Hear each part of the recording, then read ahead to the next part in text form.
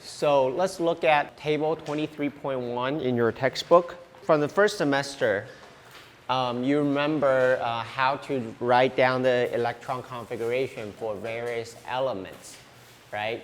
So we know there's s orbital, d orbitals, p orbitals, right? And we know the order of how we fill them up, right? So in coordination chemistry, a lot of theory will go back to the electron configuration because in the context of chemical reaction, you're dealing with the valence electrons. Okay, so last time we mentioned coordination compound does not have covalent bond, even though sometimes they could have covalent characteristics. So it's really very case by case.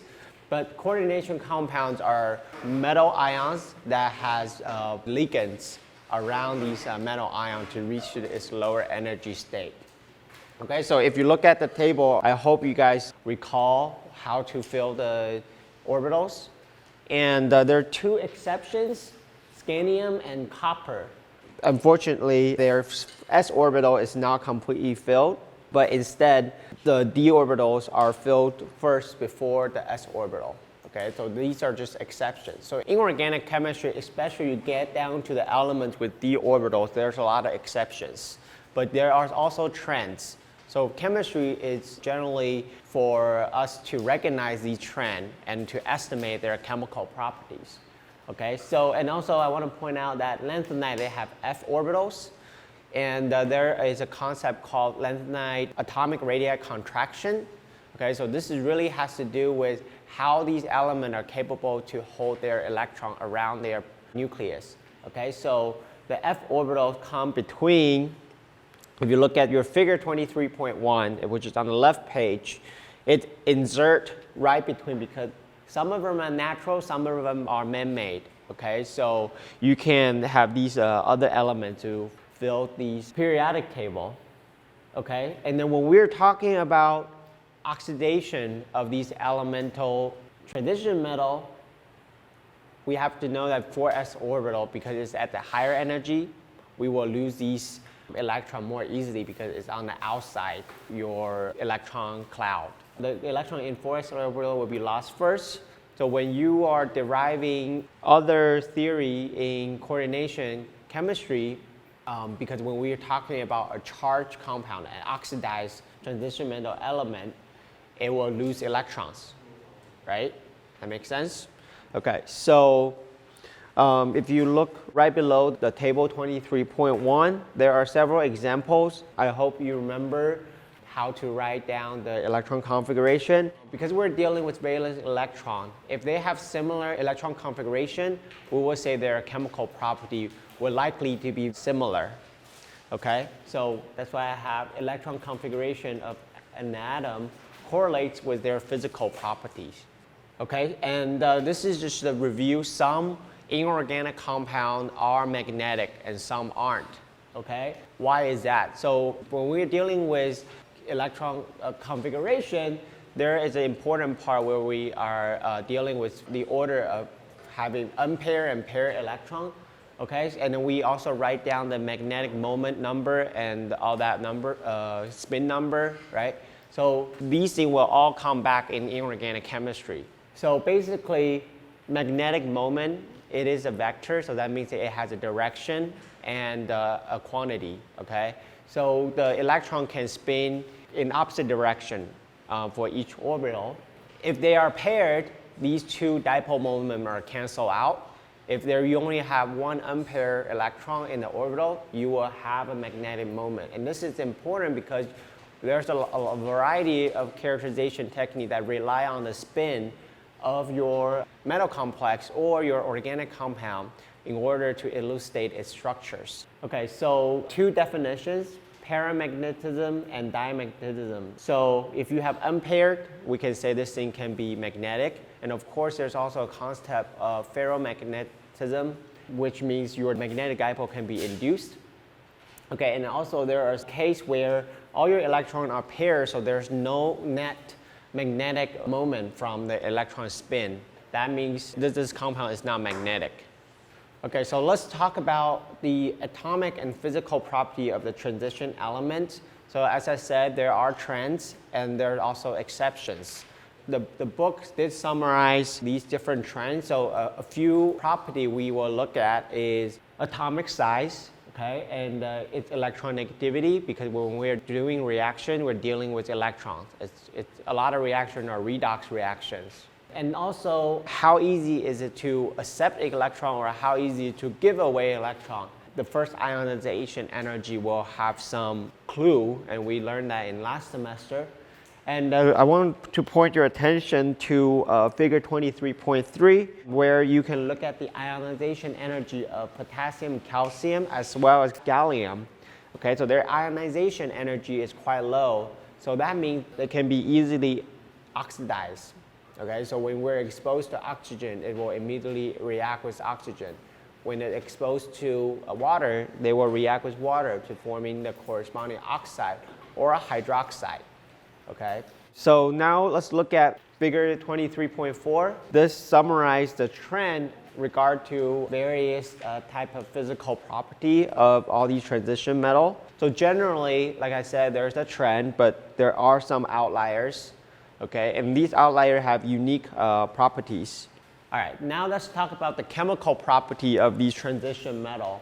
They have multiple oxidation states. That's why a lot of inorganic chemists are interested in knowing the characteristic of these inorganic compounds. Okay, so if we look at page 1042, you see the color of different oxidation state are different, right? And then if you look at the table 23.2, you can see many of these transition metals have multiple oxidation states. And with manganese, they has the highest number or possibility of oxidation states. So generally, when we are talking about bonding between these metal or these elements, lower oxidation state generally behave like metal. So the bond, we could say the bond is more metallic. And from chapter 14, if you read about the properties of the transition metal, one unique part of these inorganic compound is that depending on its oxidation state, their chemical and physical property are very different. So for example, titanium dichloride, okay, it's an ionic solid. It would dissociate in water. But the titanium tetrachloride appears as a liquid. And similarly for tetrachloride, it appears as a volatile, nonpolar liquids. So it seems contradictory to its molecular weight, right? So generally we think something with a higher molecular weight, it will be less volatile. So it really comes down to the bonding between the atoms and between molecules. Okay, so you can think of it from intramolecular forces. Okay, so when we have a liquid and compared to when we have a gas, the intramolecular forces are very different, right? And that forces cause the distance difference. So you see the concept in chapter 13 coming back in explaining these. Okay, and then there's also a concept called the valence state electronegativity. So that means when these elements form bond with, for example, an oxygen atom, the more oxygen that you have, it will change its ability to hold on to these electrons. Okay, so if you remember the oxo acid, when we're talking about the difference in acidity of various type of chromium type of oxo acid, like their pKa will be different depending on the oxidation number. So that's something to keep in mind.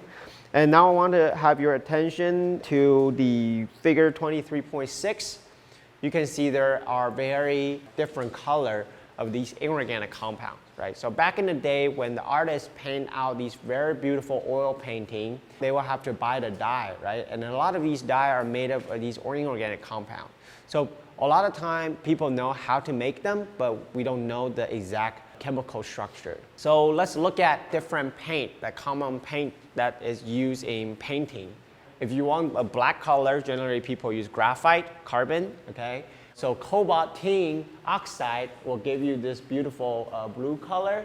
And so chromium, although it's a toxic metal, because it's various oxidation state, it has an oxidation state of 0 to 6. You can make different kind of color based on this chromium element. And also cobalt. Cobalt is one of the most studied inorganic complex. So depending on the ligand on the cobalt and the stereochemistry or the isomers of these cobalt coordination compound, it could have different colors. So if you want to have a red, yellow color, a lot of time, like I said, chromium is used, but also cadmium is used. It's another pretty toxic compound. And I want to point your attention to this lead chromate. Okay, so in a lot of old painting, for those who are interested in art, conservation of art pieces involve a lot of chemistry. So for improperly stored artwork, because back in the days, these inorganic compounds are used as a paint.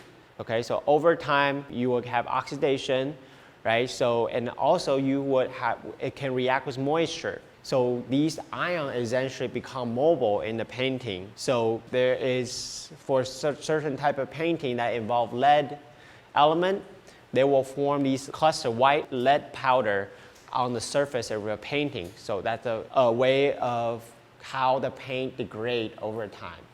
I think we cover most of color. And also for white color, think about sunscreen. Titanium oxide and zinc oxide are commonly used because they appear to be white and they also absorb UV light. And we'll come back to the color in a little bit. This to point out, inorganic chemistry is important because it gives you color. And there are theory that explains what causes there's a change in their color. So let's go back. This is a brief review of what we talked about in the last lecture. So here is a cobalt complex that has 4 ammonia ligand and 2 chloro ligands. So we call the one that is donating the electron to the metal center that is called ligand. So if there is a covalent bond between 2 nitrogen, then we call that a bidentate ligand. And then, of course, you can have multiple binding sites per ligand. For example, EDTA, it can form a complex on its own. So for ligands, one important characteristic is they're usually anions or some polar molecule. So when we're talking about polarity, you should immediately think about electron, how the electrons are distributed. And most importantly, these ligands must have lone pair. So if you recall the concept in acid and base, there's something called Lewis acid, Lewis base. Exactly can be used in this context. Okay, so Lewis acid, which one is Lewis acid in this structure? How many of you think it's metal is a Lewis acid? The metal center acts like a Lewis acid in this case because I mentioned the most important part to find a ligand is that it has lone pairs. So the lone pairs on these ligands donate, if we look at the chloro group, because it's a chloride ion, right? They have extra electrons. It donates that electron to the empty metal center and it interact with the orbital on the cobalt. Okay, and that's why electron configuration is important because that is an elementary step before we can get a picture of what it'll look like or where the orbitals are. Okay, so what are orbitals? Orbitals are where you're most likely to find your electron. When you go to the transition metal rolls, they have so many electrons. So there's inner sphere electron and outer sphere electrons. But generally, we're dealing with a d orbital that is on the most outside because the inner orbitals, they will have higher energy. Okay, so if these coordination compound is charged, we will call it a complex ion. The example include in previous chapter when we're dealing with aluminum hydroxide, that is an example of complex ion, where hydroxide anion function as a ligand. But of course, water can function as a ligand as well. So in the previous lecture, we have an example of Werner discovered that the conductivity of complex ion solution or the coordination compound solution based on platinum can vary. So we know that conductivity is proportional to the amount of ion you have in the solution. For a very highly conductive aqueous solution, that means you have a lot of ions, right? So these coordination compounds, if they have free ion, they must be able to dissociate in water to give you that free electrolyte for conduction of electron. So let's look at a different case, the cobalt ammonia complex. So you can synthesize, by using certain procedure, you can synthesize these type of colorful cobalt compounds. So back in the days, when people didn't know what coordination chemistry is, generally they write the formula like the one that you see on the left. But nowadays, it's already been confirmed with X-ray crystallography. This is what these coordination compounds really look like. So it has this three-dimensional structure. You will see this in inorganic chemistry again, where you have a bracket. That means this is a complex ion. So whatever outside the bracket, that is your free chloride ion. Okay, so when it dissociates, because your cobalt is +3, right? You have 6 ammonia donating an electron, but not necessarily reducing or oxidizing your copper. Okay, that's very important. And then you can also synthesize different kinds. The chloride can go into the inner sphere of their electron orbitals and then form this cobalt ammonia chloride. Okay, and these, under certain situation, these complex, they can exchange their ligands. So when we isolate them as a solid, it basically, you can think of this process as we trap these intermediate with our precipitation method. So of course, how the ligand are coordinated to your metal center, it will dictate the color. So we'll talk about the theory in a little bit. So 2 important hypotheses that Werner had have been confirmed is that the chloride can bound directly to the metal center or act as a counter ion. And the free chloride dissociation, this counter ion dissociation, is responsible for the spike in conductivity for certain coordination compound. So when we dissolve in water, that's why some of these coordination compounds would give you conductivity.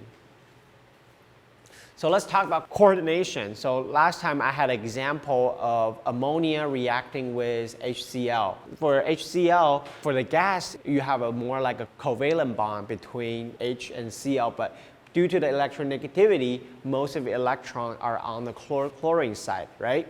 So when the ammonia donate that electron, you form this dative coordination bond to hydrogen, you form this ammonium. So this is a type of coordination bond. So the way we chemists think about coordination bond is that an actual electron, that lone pair present on your ligand, is interacting with the d orbital of your metal, and it overlaps with the empty orbital present on the metal center.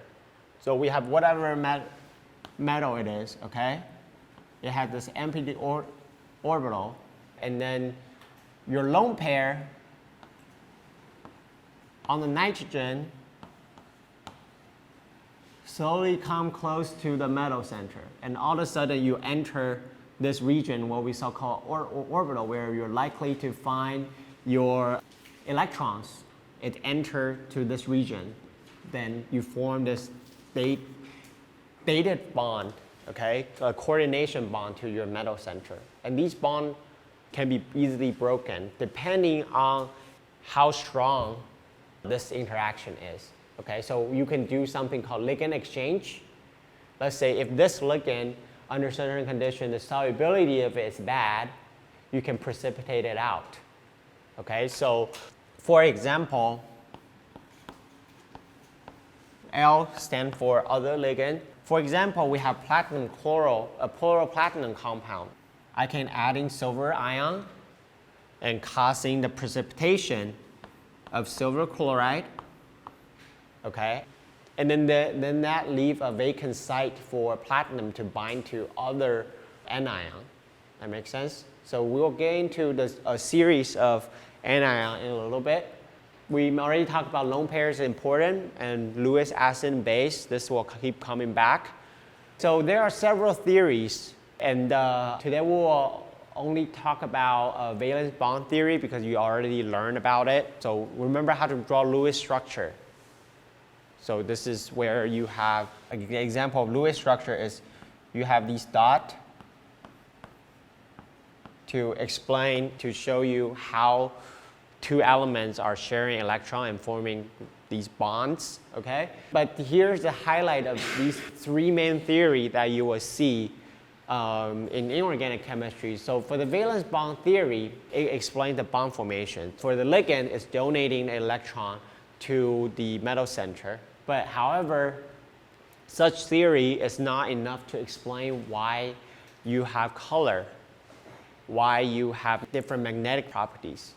So for the crystal field theory, it will give you a relative strength in the ligand. So people give it some numbers to quantify. Just like electrochemistry, you compare that to the standard hydrogen potential and you can create a table. So we can do the same thing with ligands, to various types of ligands.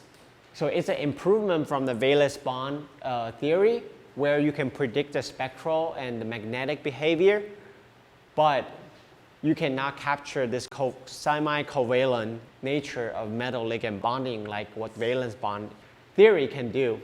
And then for the ligand field theory, this is a more advanced theory that combines valence bond and the crystal field theory, and it utilizes molecular orbital theory, which we will briefly mention in the next lecture.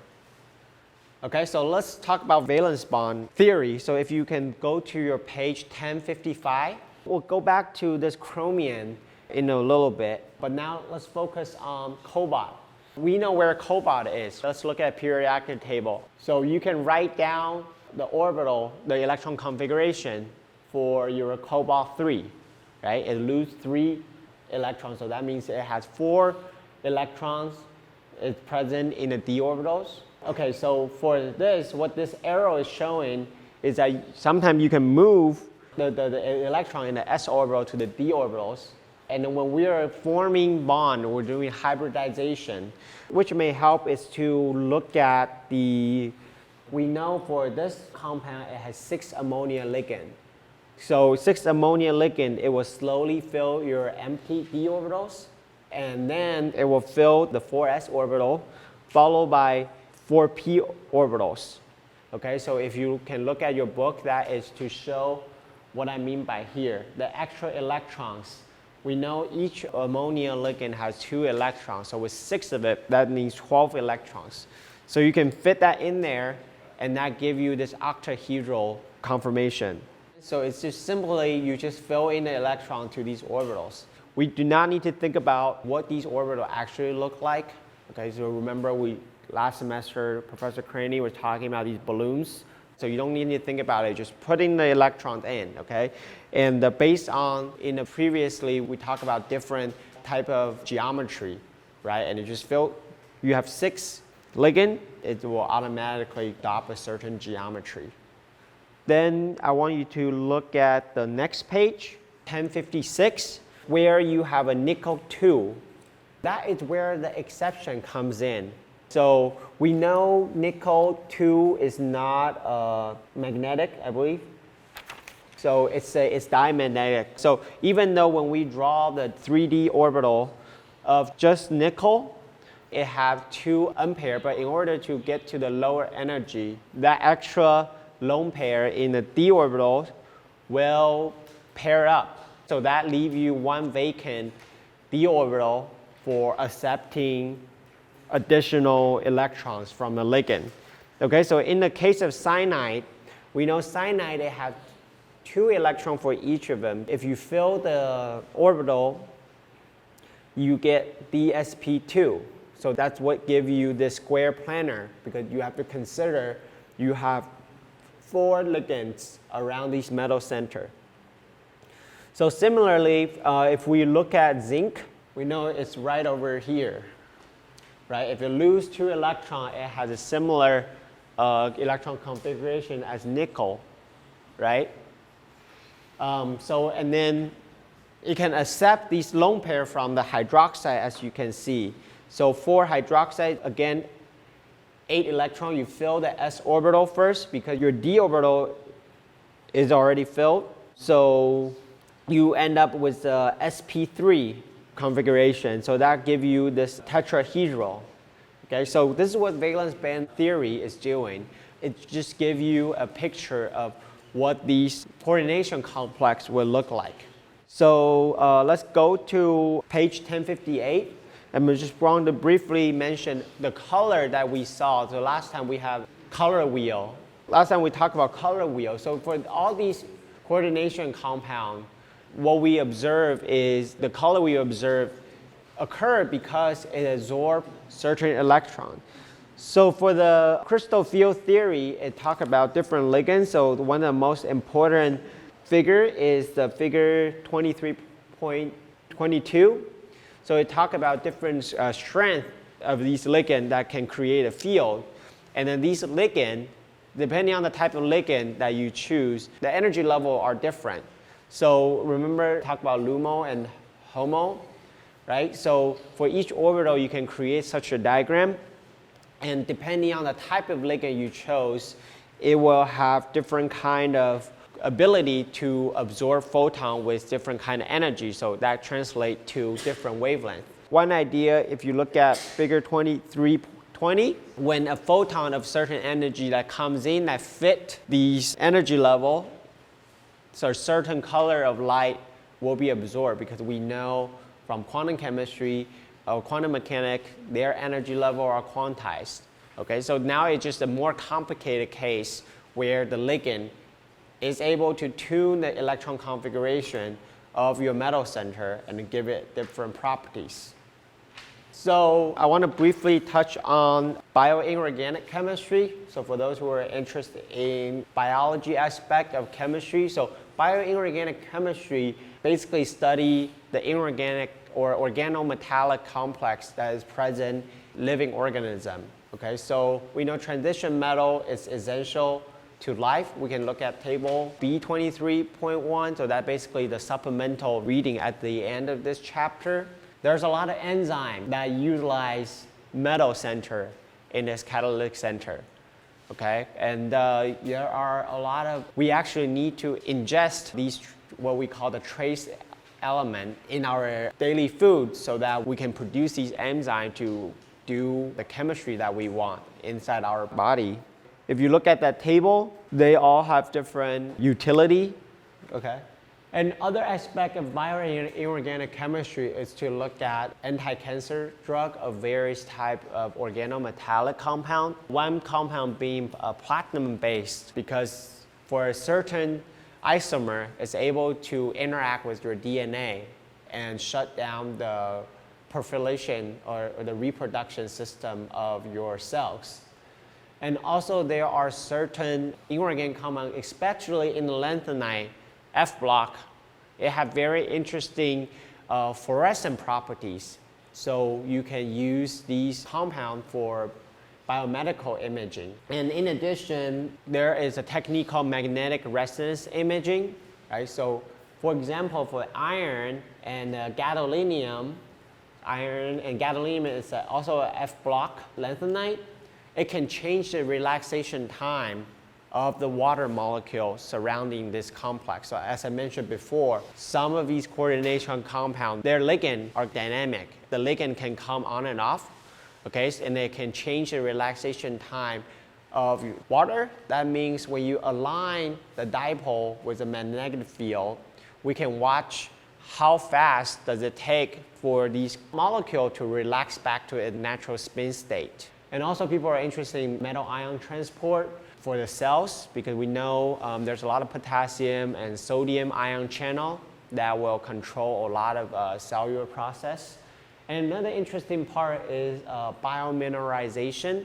So mineralization, you can recall when we talk about precipitation of different kind of metal salt. So in the natural processes, if you remember when we were talking about carbon dioxide, how it can dissolve in water and form carbonate, and then the KSP, okay, if you don't remember what that is, I will ask you to read about it. So KSP, if you are at the right concentration, it will trigger precipitation, okay? So in nature, a lot of microorganisms rely on this process, okay? It can use its amino acid to direct the growth of these minerals, so that's what we call biomineralization. So they can generate these very complicated silicate-based structure. But of course, not just silicate. Other type of biomineralization, we're talking about carbonate, as you can think of oysters. Okay, so oyster can grow shell by harvesting the magnesium and calcium ion as well as carbonate ions, right, and then form these shells. So this is interesting. So people are looking into how these inorganic compounds play a role in nature.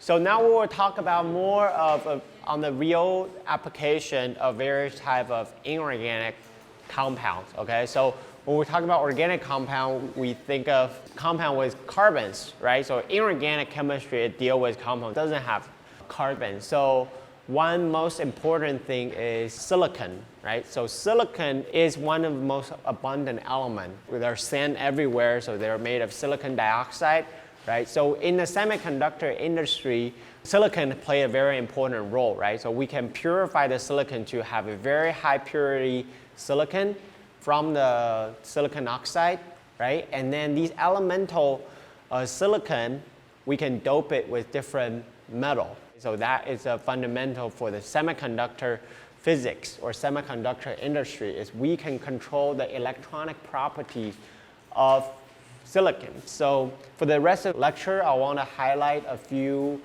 concepts in nanomaterials and the various type of inorganic nanomaterials. So let's go back to the history of electronics. Okay, so in the very old days, all these electronics are very bulky because we cannot fabricate these devices at a very small scale. And also the purity of the silicon is not that high at the time. So if we are thinking about nano or nanoscience, these electronic devices or these microchips are essentially a version of a nano system. Okay, so when we're dealing with nano, we're typically talking about stuff that is from a few nanometer to several hundred nanometer. These are all regarded as nanomaterials. So right now we already go down to 3 nanometer. Okay, so lithography process is where you can create these layered devices. Lithography process will allow you to do that. So you can deposit different kind of metal and different composition of metal to get the final material that you need. And based on its configuration, you can have certain properties.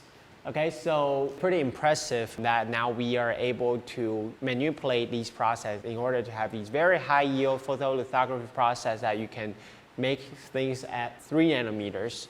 And now TSMC is going down to 2 nanometers, so that's their next generation. Okay, so if you talk to someone, for example, from maybe 20 years ago, you tell them, hey, we will be able to get down to 10 nanometer, he probably will think you're crazy, because at the time, there's no such technology exist. So the advancing technology really allow us to make things smaller and smaller, okay? And then to put that into context of like, what are these things are all about, okay?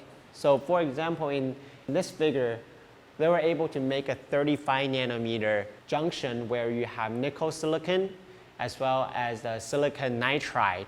And you can vary this element and give you different properties. So compared to a red blood cell, they're fairly small, right? So now the challenge is how can we make this smaller and smaller while maintaining its mechanical integrity? Okay, so in a lot of lithography processes, as you get down to smaller, their mechanical properties are not the same. Okay, so a lot of time in these what we call the lift-off process is where we remove the resist. Because your structure is so weak, is so tiny, they will fail. And to put it into perspective how crazy 2 nanometer lithography process would be, is essentially the size of DNA. So I find that pretty impressive. Okay, so and industrially, we previously talked about zeolite material, right? So these are these beautiful structured material, okay, but they actually look like this under SEM. So in bulk, when we actually have the sample, it just looks like a powder, okay? But when you look at a very small scale, you can control the size of these pores so that enables separations. So in a lot of industrial process where we refine the petrochemicals and then we do the thermal cracking to get these smaller organic compounds. Sometimes their vapor pressure or their boiling point are very similar, so it's very hard to separate them. So we'll rely on zeolite to do some physical separation. So you can get pure compounds. So it can be metal oxide, okay? And then we talk about the stability of these elemental metal, right? And sometimes they can be oxidized. So you will have a thin layer of oxide on the surface, and that will give you different properties. When we are looking to zeolite, it really gives a lot of, it really finds a lot of application in various fields, even beyond the separation process that you see for the petrochemical plants. Okay, so again, there's a lot of nanomaterials everywhere. Okay, so if you think of a type of reactive nanoparticle is where nowadays we have these socks or fabric that doesn't smell bad, even you wear it for days, right? So these fabric or these socks, they're made with what we call silver nanoparticle impinged fabric or fibers. Okay, so they have tiny amount of silver particle that is present, and the silver particle or nanoparticle, they will undergo oxidation to release these silver ions, which is toxic to a lot of microorganisms. Once they kill all the microorganisms, it would not able to digest your sweat and produce these fast smell. Okay, so again, because we need to wash these fabric, right? So we discharge a lot of these metal particles or nanomaterials into the environment. Okay, so here's a lot of different daily products that you will find nanomaterials. I want to highlight a few things. For example, if we think about a hard disk, it's able to store the information, right? So it's dealing with all these inorganic compounds and inorganic materials. So as well as if you look at OLED, okay, so right now the Samsung, they have a product line based on OLED, right? That is nanostructured polymer material that is able to give you these color. And also in a lot of paint, they will use silica particles. So we talk about how silicate is everywhere, right? So silica particle is found in your food, it's found in a lot of painting and a lot of composite materials. So when I say composite, that means you have a mixture of inorganic particle with some sort of organic matter mixed together. That is a composite. So there's a lot of different nanomaterial that's already found in commercial product. And here to show different kind of nanomaterial, the asbestos. So that means these are the naturally occurring silicates. Okay, so they will form these needle-like structure that could have some health issues. Okay, and we can also synthesize crystalline nanoparticle by doing the reduction process. So you may wonder, why does electrochemistry matter, right? So well, it has to do with the strength of your reducing agent to oxidize your metal ion to its elemental state. Now we have very delicate control over their size and their architecture of these nanomaterial. So generally, when we talk about nanoparticle, now most people are talking about particle with a size about 100 nanometer, okay? So when we mention silica particle, we can essentially control the distribution, we can control the size of silica particle by changing the reagent ratios. So let's go back to the rate law, okay? So you can add in different kind of component and control the size and the size distribution. And then for a more advanced imaging technique, this is transmission electron microscopy. You can essentially see the lattice structure of your metal ion. So for a very high resolution TEM, you can see the distance between the metal ion. So that's pretty crazy, right? Okay, so it proves that these things are real, okay? So like I said, the nanomaterial we already discharged a lot of it. So there's a subfield called environmental nanoscience. So deal with inorganic chemistry, it deals with water chemistry, and it deals with environmental toxicology. So look at how toxic these compounds can be to natural organism, okay? So because we eat vegetable and meat, right? So we will accumulate a lot of these nanomaterials into our body. So here's the example. So we're a part of food chain, right? So we know nanotechnology everywhere, and they have different properties, obviously. And there are also new physical phenomena, and that's why everything is nano. So for electrophysics major, I think a lot of faculties in your department is dealing with 2D materials. Okay, so there are a special type of nanomaterial that have property that cannot be found for other conventional materials. So there's a lot of new technology that can be enabled by nanoscience. So actually people know how to deal with nanomaterial without knowing they're nanomaterial back in the day. So for example, for these very old artwork, it contains these very tiny nanoscale particle inside. So people know going through certain process, they can create these color. They can become luminescent or phosphorescent. So that means it can emit light at night. So these are all inorganic materials, okay? For this cup, what this is showing is depending on where it is, okay, it can have different color, okay? So this is enabled by the metal compound, inorganic compound that is present, okay? So these are very tiny gold particle that give you this red color and a small amount of silver nanoparticle. Okay, and because I won't go in details on this, but basically when we talk about nanoparticle, they have this what we call the surface plasmon. So at the surface, if you look at one single atom, that electrons oscillate up and down, right? And that gives you different way to interact with light. So besides just a simple transition from a lower energy to higher energy where you absorb a photon, it can also reflect light differently. So that's why when we think about gold, in the bulk state it's yellow, right? It's golden color. But as a nanoparticle, you may get a purple or get a red color depending on their size. That's the one example of how you can use size to control the surface plasmon behavior. And you can also think of catalysis, right? Because when we're doing a reaction, we're in the presence of catalyst, you can change activation energy. Okay, so there's many different types. So in early 2000, that's when people are becoming very interested in fabricating various types of nanomaterials. So as you can see, we can control the shape. You can get these prism shape nanoparticle. So generally, it's easy to grow a spherical nanoparticle, but when you change the geometry, they will have very different properties. See how you can also grow gold nanorods, and you can control the aspect ratio. That means the ratio between its width and length, and that will give you the different properties. And also you can make these cubes. And then now the more advanced the shot group, and at Georgia Tech, they even come out with a way where you can chop off the corner of these nanocubes. You can even fabricate hollow cubes. So it also only have the framework by etching away the gold. What I mean by etching is you have another oxidizing species that can convert the neutral gold into a charge coordination compound, and which becomes soluble, so you can remove that. So relative reaction rate is important in controlling the shape and size of these nanomaterials. So here is to show how you can obtain different color with just gold particle. So that's what people work on the most.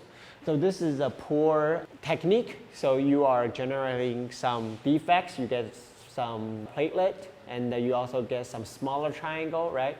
And you can control the color based on their size. As you can see, when they're forming a rod, you get these type of color. Or the sphere, you get all kind of color. Okay, so when we're talking about color, you have to think of the ability of these compounds to absorb light and ability of these compounds to scatter light. Because once the dimension of these nanomaterial become big enough, it can scatter a lot more light, because we know the visible range is between 400 and 700 nanometer, right? So when you have a particle that's on the size scale that's above 100 nanometer, then you can interact with light. Okay, and again, these nanomaterials find some applications for bioimaging and also for diagnosis. So that means you can put antibody on the surface of gold, and that will interact with peptides or the proteins that is present on the surface itself, and then you can figure it out. Under microscope, you can differentiate different kind of cells by tuning the surface chemistry of these gold particles. Okay, and another interesting property of gold is it has this photothermal effect. So photothermal effect, that means the photon energy absorbed by these compounds can be converted into heat. Okay, so let's say a compound that absorbs light and emit it in the form of light, and that we call that fluorescence. But for certain compounds, they're very poor at emitting these extra energy out. Instead, they're releasing it to the environment in the form of heat. So you can use a laser to irradiate these nanoparticles, and it would have this local heating effect. So you get to very high temperature and eventually destruct your cell. So that's a good way to treat cancer. Let's assume we can localize these nanoparticles to a very specific site of where the cancer tissue is. And we can also take advantage of particle aggregation, and as I mentioned, the size will dictate the color, right? So if you have a certain type of sensing molecule that is present on the surface, right, and they can cause aggregation, and based on the change in color, this is a very good mechanism for sensing these biological compounds. Okay, and then you can also make this array-like system, so you can actually detect different kind of DNA or RNA that is present in your analyte. Okay, so we can control the size, and you can get different color from these gold particles. And there's even people doing with the gold and silver nanoparticle, you can create a surface that is 100% reflective. So let's talk about how nanoscience is related to energy, because I want to connect the previous session on electrochemistry. Okay, so we know the huge range of energy for different applications. The consumption of energy, though, this is based on a report from Department of Energy in the United States, right? So we actually need to generate a lot of energy to satisfy our daily life. And then for the conventional heat engine, this is, I want to remind you of chapter 20 when we're talking about thermodynamics. The chemical fuels that we utilize, we break these bonds, right? And then we form some new bonds to create CO2 and CO. That excess energy is able to drive our engine, right? But however, most of these engines, it release or wasted these chemical energy in a form of heat to the surrounding, because we cannot disobey the law of thermodynamics, right? Your surrounding is always colder when we're talking about engine, right? So that your heat will be lost to its surrounding. So when we're talking about fuel economy of your car engine, besides the aerodynamic drag, rolling resistance, and also when you're braking your car, you really, when you're putting 100% energy, you are only able to capture about 10% in actually driving your car forward. So this is a complicated system, but we'll focus on the final result is that for a real heat engine, okay, we can only harvest about 33%. Okay, so there are some engineering considerations to go into your design of your engine. How can you manage the heat? So if you were interested, you can look up heat management with materials. Okay, how can we convert the wasted heat into electricity? When we think about a low temperature state where the energy is go from a high temperature to low temperature, that create a potential difference in energy, right? So what drives the electron moving forward? That is the electric potential, right? So in theory, you can convert that heat energy into electricity. And then you can utilize that into electricity to drive some other type of devices. Now we get electric vehicle, for example, Tesla, but that also require a lot of support, infrastructure support, because you need to have a place where you can charge your car efficiently. So there's a few challenges for the electric car. Is how far you can drive without having to charge it again. Okay, can we continue to charge your car with solar panel? And also battery costs. We talk about capacity of batteries, right? So different kind of battery, they have different capacity to store that energy, right? But if you need a lot of electricity, one simple way is to get more batteries. Okay, so to get more battery, that increase the weight of your vehicle, which in turn will cost more energy to drive that heavy vehicle, because the heavier you are, the more friction you experience, right? So that kind of reminds you of physics, right? Okay, so power density is an important aspect of battery. So depending on different type of battery that we previously described in this class, right? If you remember the lead acid, PB acid, that is what we use in car. And for your cell phone, it utilizes a lot of lithium-ion battery, so it has more power density. You can use your phone the whole day without having to charge it. Okay, so when the battery degrades, your power density decreases. So what really people want is to bridge the gap between hydrogen and battery. So that's why people have been studying fuel cell battery since the 60s. So when we send these satellites to the space, they actually utilize fuel cell energy, although they're not very efficient. Okay, so they are technology, but they're just not economical yet for people to use it on a large scale. So inorganic material come into place when we are dealing with battery and also dealing with hydrogen storage. So if you think of a multidentate ligand, such as it has 4 coordination sites, and where your metal ion can have maybe 3 to 6 coordination sites. So if you connect such thing together, you can form a cage-like material. So try to think of the structure of zeolite. I think last semester you had a reading material on a metal organic framework. So exactly how I describe it, where you have organic ligand bind your metal, form these beautiful structure with discrete size. You can even harvest water from desert. So there's a lot of thermodynamic in this, right? So how do you convert water from gas phase to its liquid phase? Okay, how do you overcome entropy barrier? Everything is somewhat connected. Okay, so for the lithium cobalt oxide, you can add in, just like semiconductor, you add in different metal to change the structure. So that also changes how much energy can be stored in these layer-like materials. And again, how far away these graphite layers are from each other will control how much energy can be stored, how much electricity can be stored. And now people are working on different kind of electrolytes.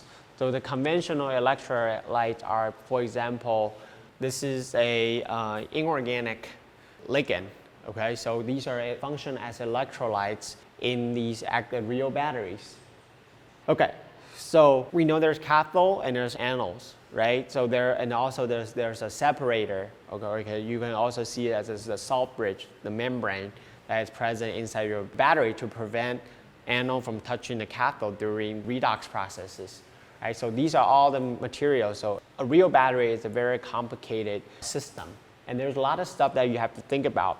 So why do I mention these? Is because we're already using these nanomaterials. So there's a huge focus on understanding how these redox processes are happening at the interfaces of these nanoparticles.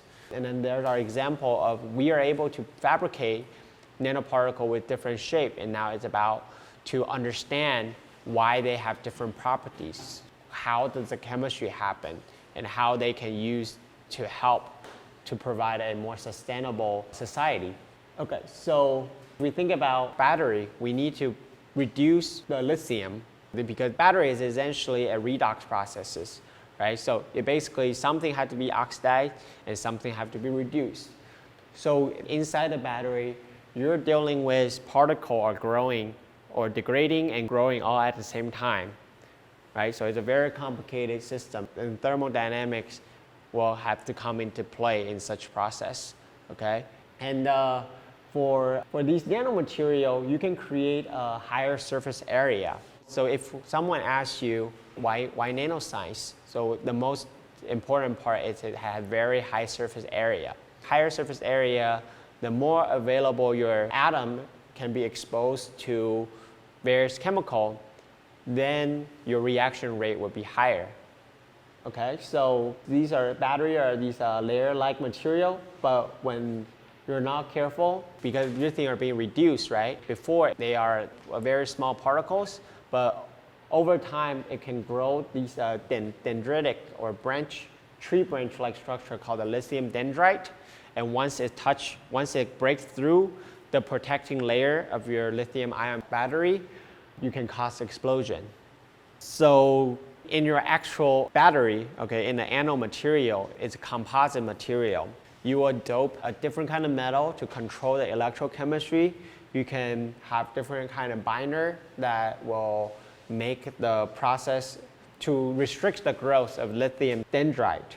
You basically take advantage of a confinement effect. You physically confine these inorganic materials so that during the reduction process, they cannot grow so big. So you can actually have your phone be alive for 2-3 years. So there's also other type of system people are looking at. There's also a silicon nanowire. So we now already have the ability where you can control the morphology of your anodes. Okay, so you can grow different kind of nanoparticle. They act as a catalyst. So the common catalyst is palladium inside the fuel cell. But these catalysts can facilitate your electrochemical processes. So we already mentioned this. The energy consumption will only continue to increase. There has to be new technology to keep up with the demand. And we already talked about CO2 in this class. So generally, the amount of CO2 present in air increase over time due to the combustion of fossil fuel. So we need to create new material that can absorb or to capture these CO2. Or new catalysts can overcome the entropy barrier of reducing CO2 into valuable organic compounds. And that process cannot be possible without inorganic catalysts or these organometallic catalysts. Okay, so if you're interested, you can look into work done by Stephen Chu. He was a Department of Energy Minister of Obama administration. Okay, so he was a professor at the UC Berkeley, and he had a lot of energy policy that push advancement in lithium-based technology as well as hydrogen-based technology. I mean, this is the goal, but I don't know if we can actually reach it. But look, by 2035, you guys already in the work for a few years, right? So that's where you can make contribution. Doesn't matter what major you are, but what you're working on may contribute to the greater picture where we can reduce loss of energy to the surrounding and actually capture 100% efficiency. Also, let's go back to silicon. So what you are seeing here is called the zone annealing. So if you go to the History Museum at NCTU in the library, they actually have some historic photos and a description on the production of semiconductors. Okay, so we can purify silicon and make silicon solar cell, and the price of it decreased over time. But they also have a drawback. It's very difficult to recycle these silicon-based photovoltaic cell. And maybe the amount of energy required to producing it is much higher than what we originally anticipated. But over the years, what you can see, that's what technology advancement is doing. It's reducing the cost of your technology so that it's made more available to people. If you're interested in energy research, you can follow National Renewable Energy Laboratory. It's located in Colorado, USA. Okay, so here are different types of photovoltaic technology, as you can see. This is a graph from 2015, but they continue to adding new data, right? So I think depending on the research you end up doing, you may likely to contribute to the increase in its output. Okay, to increase the amount of photon that you can turn those photons into electricity. So there are NREL, right? And there are also different university and different company are in a competition of these technology. once it's certified by National Renewable Energy Laboratory, because you can claim everything you want, but your final device has to be certified. They will put a point if you break the record. Okay? Stephen Chu had his program, research program, the Sunshot program, basically make this thin film solar cell to be economical, feasible. So here are different types of solar cells. These thin film photovoltaics are essentially inorganic material, leverage the use of different elements. And by optimizing their composition and the fabrication process, we can eventually reduce the cost thin film solar cell. But also there's other silicon photovoltaic, and there's other types such as organic photovoltaic and the dye-sensitized solar cell are following behind. Okay, so here are the dye-sensitized and organic, although it's much lower than the thin film one, it could continue to increase, right? So another type of cell I want to show you. So because we talk about photovoltaic, right? It can convert the photon energy into electricity if you have the right combination. So Professor Nocera, I think he's at Harvard right now. So he come up with a new device where you can directly, because you're generating electricity, right? You can directly, using these devices, to harvest the light energy from the sun and directly inject that electron into your electrochemical cell where it allows you to generate hydrogen. Okay, so the reason why I mentioned this is just want to show you the importance of electrochemistry. Even though it's an old field, but by combining with new materials, there are a lot of unknown theory to be waited to be discovered. And also, how do you fabricate these cells and how close these are to real application are very important. I think that's all for today. And the next lecture will briefly talk about crystal field theory before we start talking about organic chemistry. So for this week of reading, make sure you read chapter 23. Okay.